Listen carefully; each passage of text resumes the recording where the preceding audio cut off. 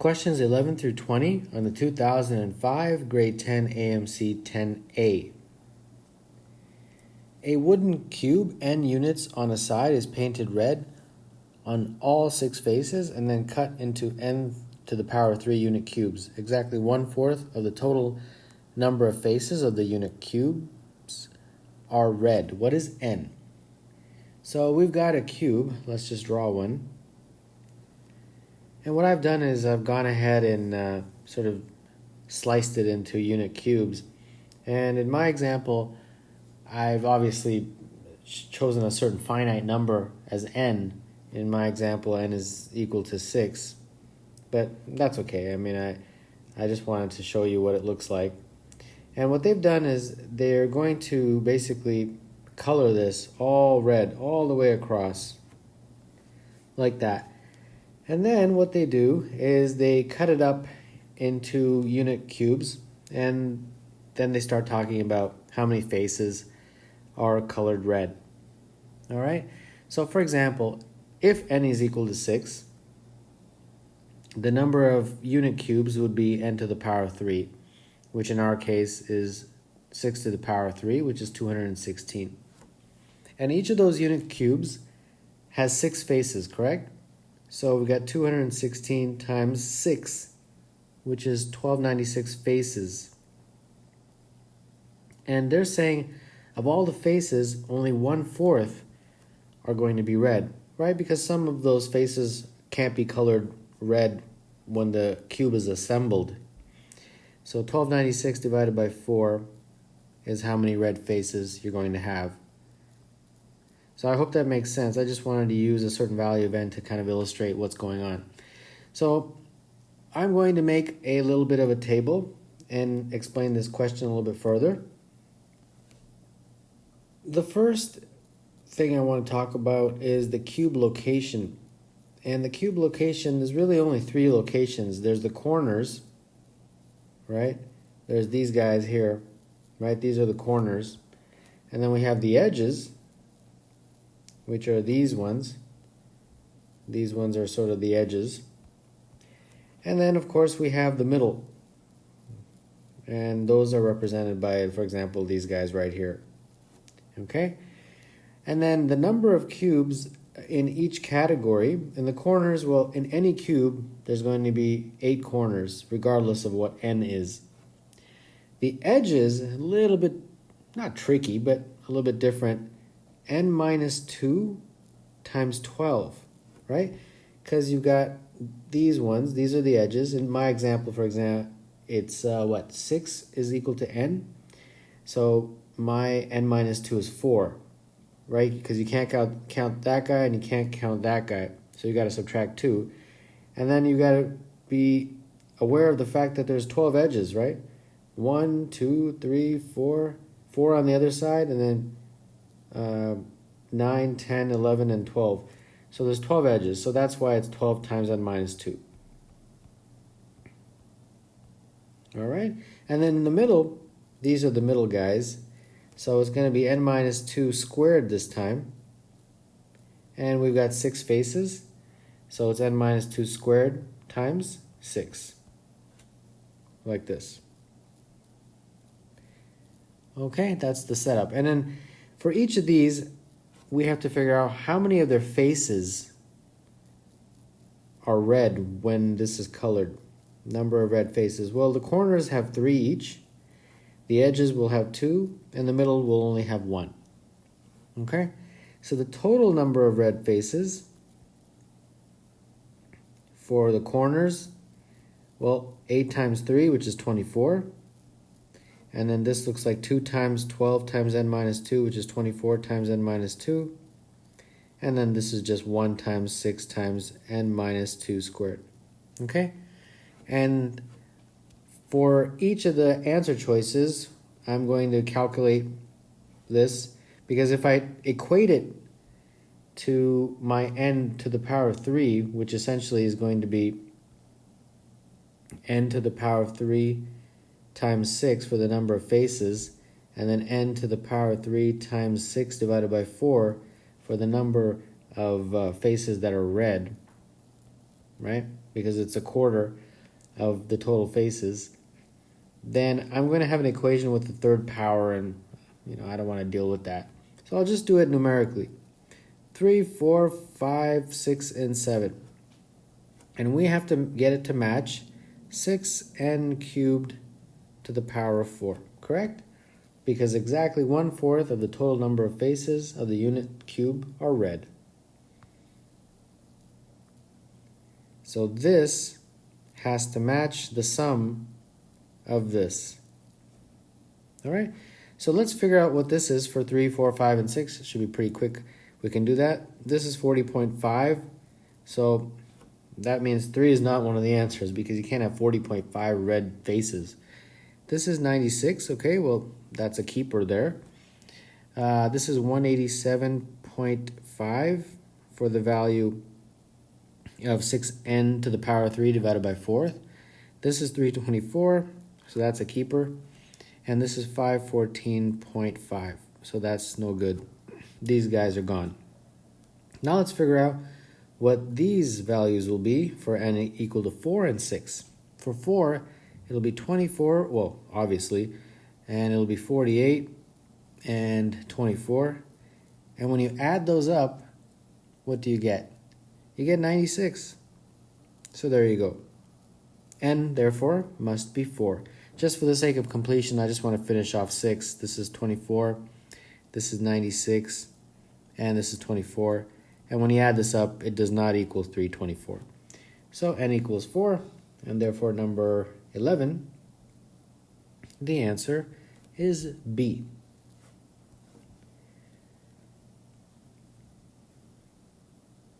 The figure shown is called a trefoil and is constructed by drawing circular sectors about sides of the congruent equilateral triangles. What is the area of a trefoil whose horizontal base has length 2? And they have indicated that in the diagram. So I'm going to section this into different parts. The first, of course, are the equilateral triangles, and there's 4 of those. So we got 4 equilateral triangles, and then we've got these guys right here. You see those little areas? I'll just call those areas anything you want, really. Let's just call it A. So I've got 4 triangles, and I've got 4 of those A's. And that is the total area they want us to figure out. Okay, first and foremost, let's try to figure out the triangle situation. So it's an equilateral triangle, correct? And do we know any dimensions? Yes, we do know, because this right here is 2. So if that's 2, that means the base of each equilateral triangle is 1. And therefore that's 1 and that's 1, right? Because it's equilateral, all 3 sides are the same. And then if you draw a perpendicular from the top to bottom like this, then that basically means that this is now a 30, 60, 90 triangle, correct? Because equilateral triangles, this is 60, and then this basically becomes 30. So the ratio of a 30, 60, 90 triangle is always going to be 1, 2, and root 3, the ratio of the sides. Well, they have given us that this is 1, right, in terms of the length, the actual value. So that means this side is going to be a half, and this side will be root 3 over 2. This height right here. All right, so we can easily, therefore, figure out the area of the triangle. It's 1/2 base times height. Our base is 1, and our height is root 3 over 2. So that gives me, let's see here, 4 root 3 over 4, which is just root 3. Okay. All right, that's fine. Now let's calculate A. A is not necessarily tricky, but it's a little bit harder to visualize. Basically what they're doing is they're taking a circle, right? Let's see if I can draw it in. So I drew a little circle there in red. Do you see how they are getting each of those segments? You basically have to take like a pie out of the circle, and then if you subtract from that the equilateral triangle, you'll get this guy, which I have designated as A. All right? So a little bit of visualization there helps, right? There's a circle, and now it's gone. There it's there again. You see what I mean? And then you just basically have to take that pi out there and then subtract that triangle. So that pi, if you were to do that, has a very helpful hint that they've already told you in the question. And that is that this pi, the angle, is what is going to be most helpful right here. It's 60 degrees. Why? Because that's an equilateral triangle. So to figure out this section A, you have to take the pi and then subtract the equilateral triangle. So A is basically pi minus equilateral triangle. So the pi is 60 over 360, that's the fraction of the circle, multiplied by the area of the circle, pi r squared. And then the triangle we just figured out over here is just 1/2 base times height. That would be 1/2 1 times root 3 over 2. All right? So this looks like 1 over 6 pi radius. What is the radius of the circle? Well, the diameter is 2, so that means the radius is 1. And this looks like root 3 over 4. So this becomes pi over 6 minus root 3 over 4 for A. And therefore, now we're pretty much done. 4 times A. So we got pi over 6 minus root 3 over 4. Let's bring this down here. So we got root 3 plus 4 pi over 6 minus root 3. Root 3's cancel, and all you're left with is 2 pi over 3 when you reduce that to lowest terms. So number 12, the answer is B.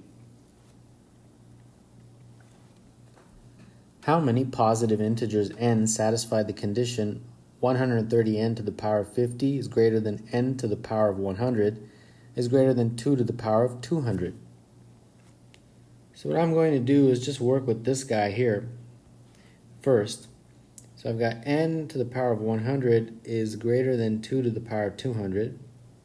Now if I can get the exponents to be the same, I can compare the bases. And I think I can do that because I can do this 2 to the power of 2 all to the power of 100. It's perfectly allowable to do that. And then this basically becomes 4 to the power of 100, like that. The exponents are the same, so that means the bases must be the same. I can get rid of the exponents, and that just leaves me with n is greater than 4. Okay, that's the first part. And then now let's concentrate on these two guys. So we got 130n to the power of 50 is greater than n to the power of 100. And in a very similar way, we can make this a 50 by putting n squared, breaking it up like that. So the exponents are the same, so we can get rid of them. And therefore, it's just 130n is greater than n squared. And then if I divide through by n, I'll just get n is less than 130. And there you go, that's my other condition. So putting these two guys together, I get n is less than 130. I hope that's what I said earlier. And n is greater than 4. So it's all the integers between 4 and 130, so 129, 128, ... all the way down till 5. And if you do a little bit of counting, you'll realize that that is 125 integers. So the answer to number 13 is E. How many 3-digit numbers satisfy the property that the middle digit is the average of the first and last digits? So we've got some 3-digit number A, B, C like that, and they're saying that B is equal to A plus C divided by 2. The middle digit is the average of the first and last. Okay? So that means 2B is equal to A plus C. All right? So this is a case by case, right? We've got to do a lot of number plugging here. So we have A, B, and C. Let's make a little table, and let's see where we go from here. A cannot be 0, right? Because if A was 0, it would not be a 3-digit number. It would be a 2-digit number. So the lowest I can go is 1. If A is 1, what do I get for B and C? I guess I have to start plugging in numbers. Let's try B equals 1. That means C would be 1. And then similarly for A equals 1, if B is 2, this would be 3. Let's just keep A as 1. If B is 3, this will be 5. 1, 4, be 7. 1, 5, 9. 1, 6. If B is 6, it would be 12 minus 1, which is 11, but you can't have a digit 11. Digits are just single numbers. So that's it. We can't go past this. So for A equal to 1, I got 5 possible numbers, right? 1, 1, 1, 1, 2, 3, 1, 3, 5, 1, 4, 7, 1, 5, 9. Correct? Using this formula, and that's entirely what I did. Let's just try a couple more, and then hopefully you'll get the hang of it. So let's try ABC again, but this time I've exhausted my 1, so this time I'm going to use A equal to 2. So 2, again, in a very similar way, let's start using values of 1, 2, 3, like that. So that'll be 0, 2, 2, 2. These are all 2's, of course. 3, 4, 5, like that for B. And this will be 4, 6, 8. And then 2, 6. Again, we run into that problem because you can't have 10 as a digit, right? The digits can only be single numbers. So that's it. Again, we got 5. So for essentially the pattern in this question is that for every value of A, you get 5 possible. So how many A's are there? Well, there's 1, 2, 3, all the way to 9, right? And then for each of these, you get 5 possible arrangements that satisfy this equation, which is the condition of the question. So 9 times 5 is the total, which is 45. So that's how many 3-digit numbers satisfy the property that the middle digit is the average of the first and last digits. So number 14, the answer is E. How many positive cubes divide 3 factorial times 5 factorial times 7 factorial? So let's say we got 3 times 2 times 1, 3 factorial times 5 factorial times 7 factorial, like that. Times 5 times 4 times 3 times 2 times 1. And then, of course, we got 7 times 6 times 5 times 4 times 3 times 2 times 1. All right, let's see what we can do. Let's see if we can combine these. The ones we can combine doesn't really help us much, but we can put that in there. 2, let's see, we got 2, 2, and 2, 2 to the power of 3.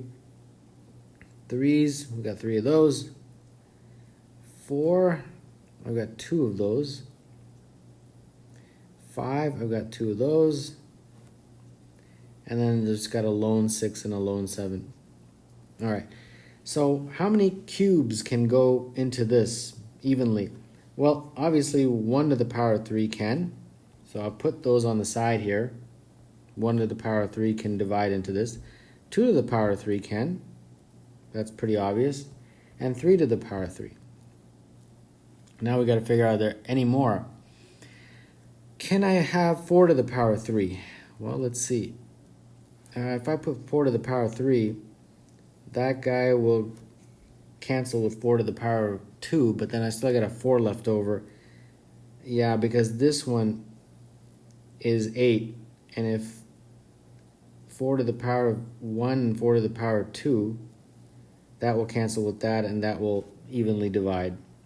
Right, this is just trial and error, that's all it is. You just got to sit there and kind of plug things out. 5 to the power of 3, I don't think I can, because I've only got a 5 to the power of 2 there, and there's no other way I can get a 5 in the numerator, so that one's out. 6 to the power of 3, let's see. 6, 6, 6, right? 6 to the power of 3. Well, this one cancels with that. Can I get a 6 from anywhere else? I think so. Well, right here, 2 times 3 is 6, and then another 2 times 3 would give me 6.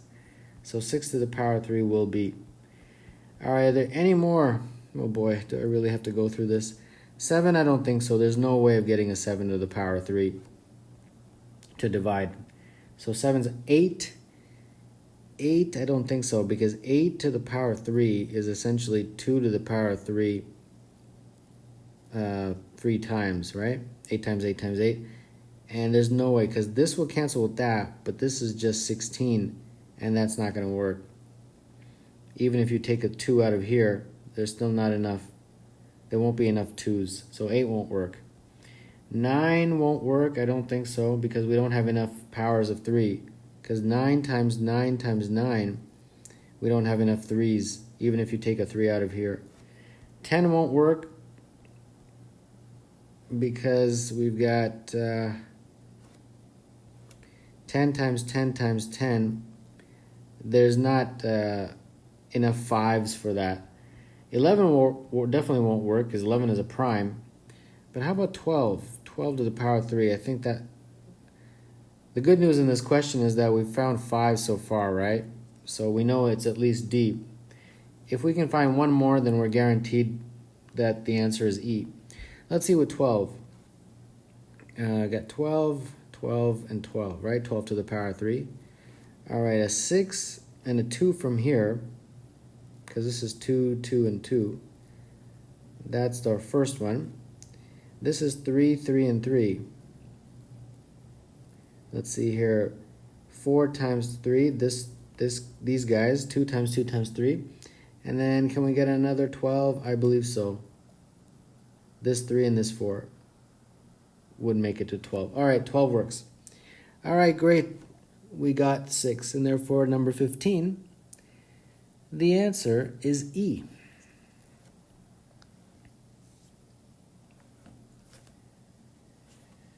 The sum of the digits of a 2-digit number is subtracted from the number.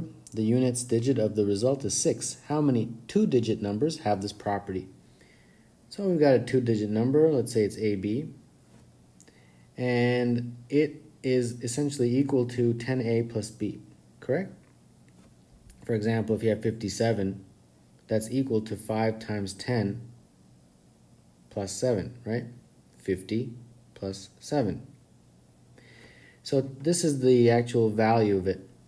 And then you're subtracting from this number the sum of the digits. So you're subtracting A plus B, like that.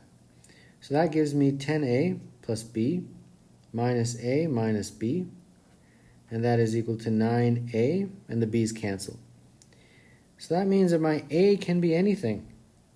Yeah, because the B's are gone. Now, this number has to have a units digit of 6.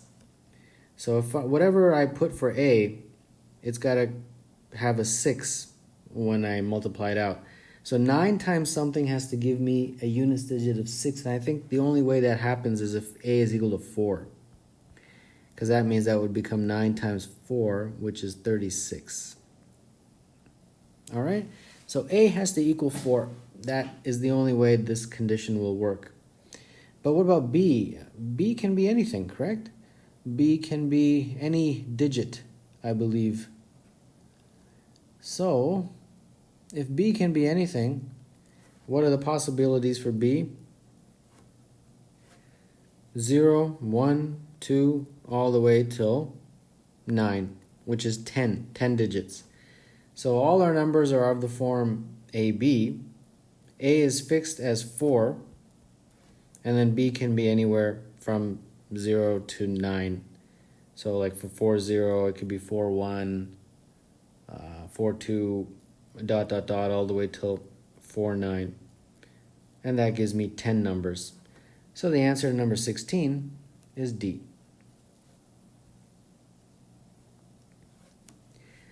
In the 5-sided star shown, the letters A, B, C, D, and E are replaced by the numbers 3, 5, 6, 7, and 9, although not necessarily in this order.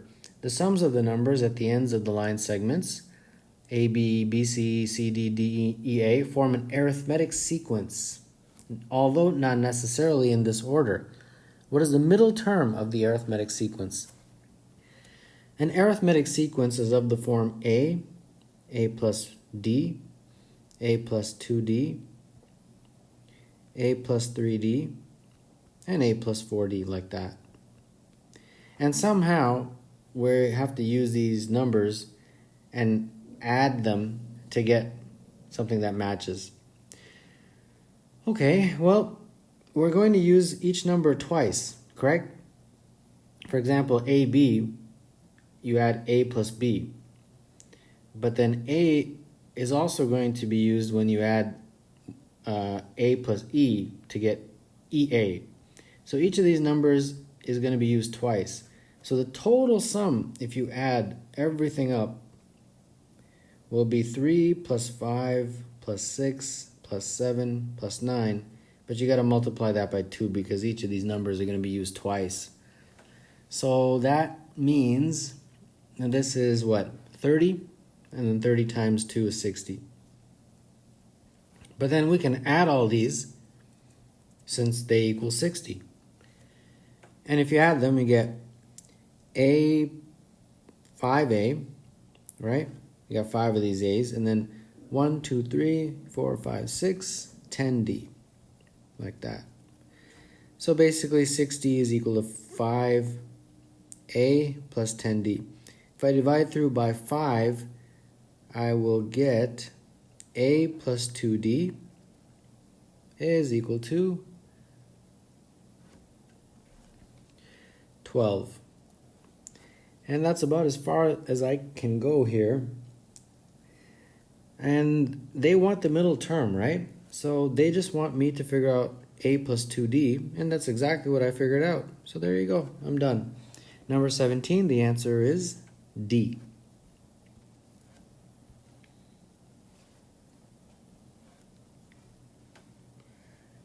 Team A and Team B play a series. The first team to win 3 games wins the series.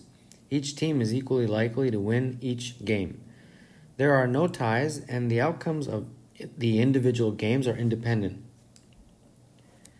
If Team B wins the second game and Team A wins the series, what is the probability that Team B wins the first game? So the first time that somebody wins 3 games, the series is 1. So Team A wins the series, they tell us that. So that means they could win by winning 3 in a row. Or they can win in 4 games, for example, like that, with B, say, winning the first game. But what we are told is that B wins the second game, okay? So if they win in 3 games, then obviously B didn't win the second game, so that option is out. But what about 4 games? If B wins the second game, can we have this scenario play out? Well, let's see. Team A wins the series, but Team B wins the first game, right? If Team B wins the first game, well then the series has to keep going. It has to go to a 5th game. So you can't have 4 games because nobody would win, because at least one team has to win 3 games. So this series must go 5 games. And we have to then figure out the probability of Team B winning the first game. All right? So Team B wins the second game. That's fixed in our question. So let's see here. Let's just see how many ways we can do this. Team B fixed as winning the second game. All right, now if Team A is to win, they've got to win 3 games, right? So let's say they win the last 3 games. If they do, that means Team B won the first game. And that is indeed what they want in this question. Team B wins the second, Team A wins the series, and Team B wins the first game. This is the scenario that they want. But we have to figure out the probability of that happening. Okay, no problem. We can do that by looking at all the other possibilities. How about if Team B wins the third game? Well, then A would win the other games like that. If Team B won, say, the fourth game, then we'd have an A kind of series.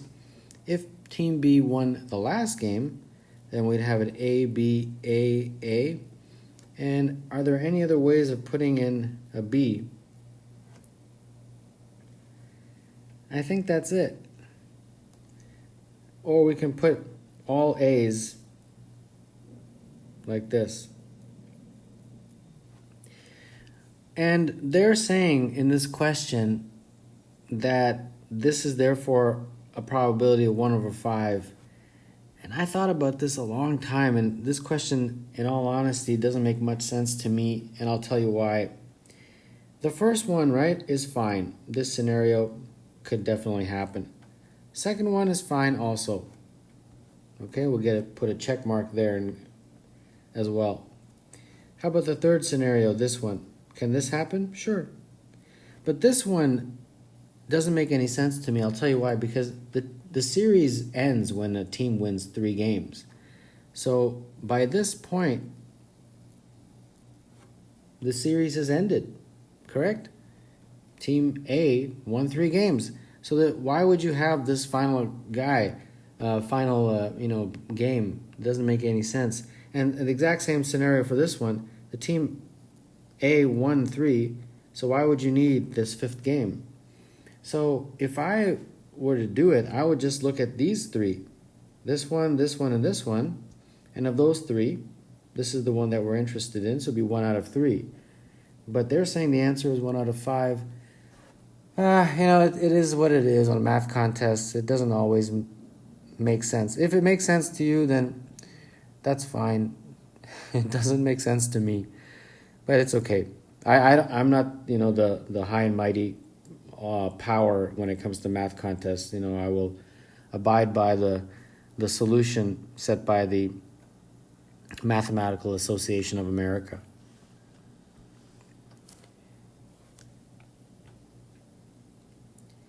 Three 1-inch squares are placed with their bases on a line. The center square is lifted out and rotated 45 degrees as shown. Then it is centered and lowered into its original location until it touches both of the adjoining squares. How many inches is the point B from the line on which the bases of the original squares were placed? All right, so they basically want you to figure out the distance from this B all the way to the bottom right there. So the first thing I'm going to figure out is the diagonal of the square from here to here. If I can do that, I will be able to get a pretty good amount of that distance. Well, the diagonal, this is 1 and this is 1. So the diagonal is just going to be figured out through Pythagoras. 1 squared plus 1 squared is equal to d squared, d for diagonal. So that becomes 1 plus 1 is 2, d squared, and therefore d is root 2. So that is root 2. All right? And now I just have to figure out from there to there, from the vertice of the square to the base. To do that, I will draw a line across twice, actually. The first one across like this, and the second one right like that. Now, if I do that, I hope you can see a few things. The first is that this distance right here, from here to here, is a half, because that line just cuts the base in half. Okay, so this is a half right here. And therefore this is a half from here to here. All right? And so is this right here, from there to there. Those are all halves. Okay? And then now, if I can figure out at least one other value, I'll be set. Well, let me concentrate on this distance right here, that small diagonal. I'll call it y. Let me blow it up here. This distance right here, from there to there. And if I call that distance y, then by symmetry this is also y right there. And therefore, since this is a square and that's a right angle, I basically know that y squared plus y squared is equal to from there to there. And from there to there is 1, correct? Because it's just representing the side of the square. So there you go. So 2y squared is equal to 1, y squared is equal to a half, and therefore y is equal to 1 over root 2. And then finally, I will call this side from there to there z, and I can get a Pythagorean relationship right there. Okay, that's our last step. So z squared plus a half squared is equal to y squared. Z squared plus 1/4 is y squared, which is a half. So z squared is equal to a half minus a quarter, which is a quarter. And therefore z is equal to a half. So if z equals a half, and that represents this, and we know that the distance from top to bottom is 1, then therefore this must be a half also. And therefore this is a half. So there you go. Since the distance we want is from B all the way to the bottom, and we already figured out from here to here is root 2, we just have to now add this part, which is a half. And therefore the total distance would be root 2 plus a half. And that, for number 19, is choice D.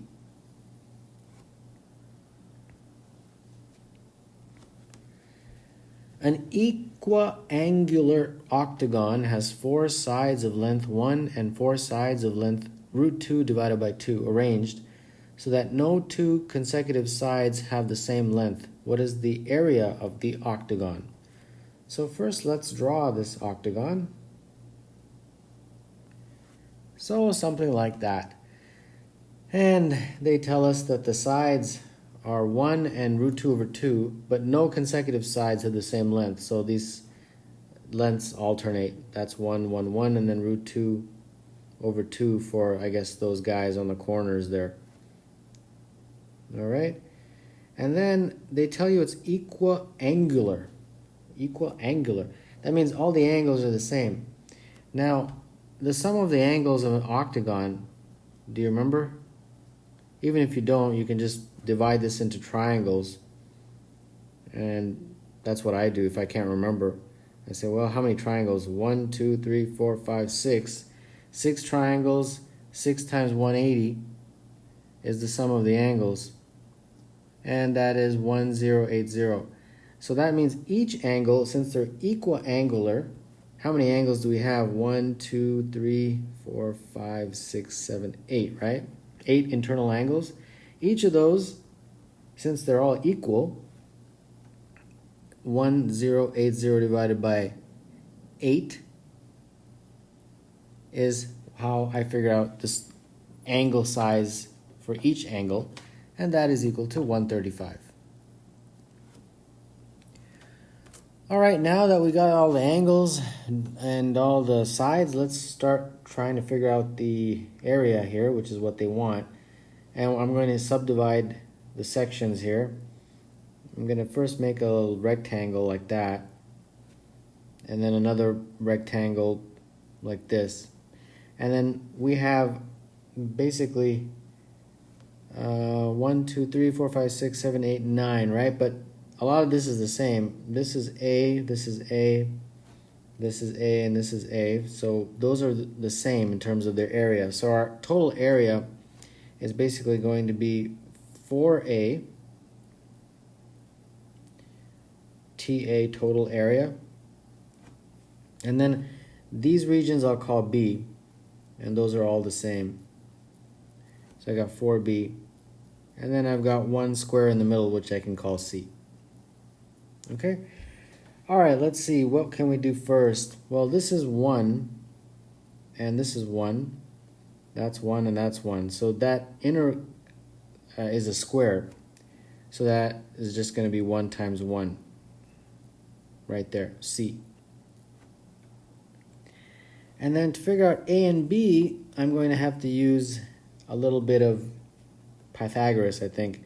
If this is x and this is x, these lengths right here, since that's a right triangle, x squared plus x squared is equal to root 2 over 2 all squared, like that.